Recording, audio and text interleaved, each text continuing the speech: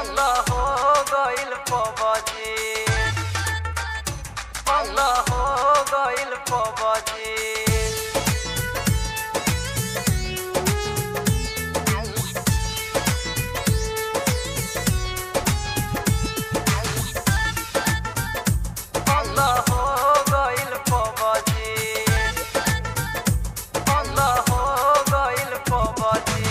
सब गेम से ही तरल खम सहूर हो, छोड़ी के चल गइल हमनी से दूर हो, हमनी से दूर हो।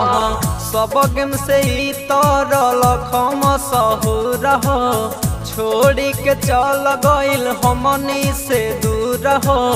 खाइल नहीं खेजाते अब तो दाल भात पर सब्जी, खाइल नहीं खेजाते अब तो दाल भात पर सब्जी। यारवा रे सुन रे यारवा बंद हो गइल पबजी, अवतारो आई बंद हो गइल पबजी।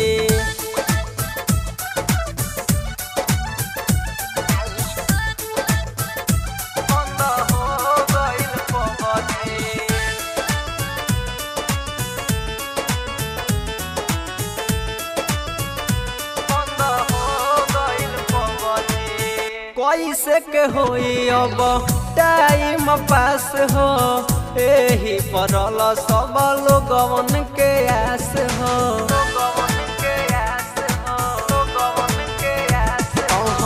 कैसे के होई अब टाइम पास हो, एही परल सब लोगवन के आस हो। सुन के खुश भइल बाटे हमर लबजी, सुन के खुश भइल बाटे हमर लबजी। यारवा रे सुन रे यारवा बंद हो गइल पबजी, अवतारो आई बंद हो गइल पबजी। बंद हो गइल पबजी,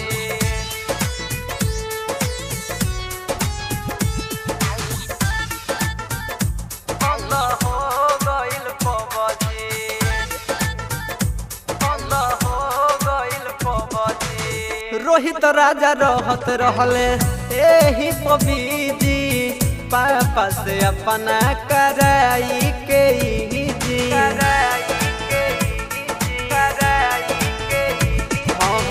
अशोक आशिक रहस एही पबजी, पापा से अपना कराई के जी। ज्वाला विकास कहे का भइल रबजी, रवि कृष्णा कहे का भइल रबजी। पप्पू हो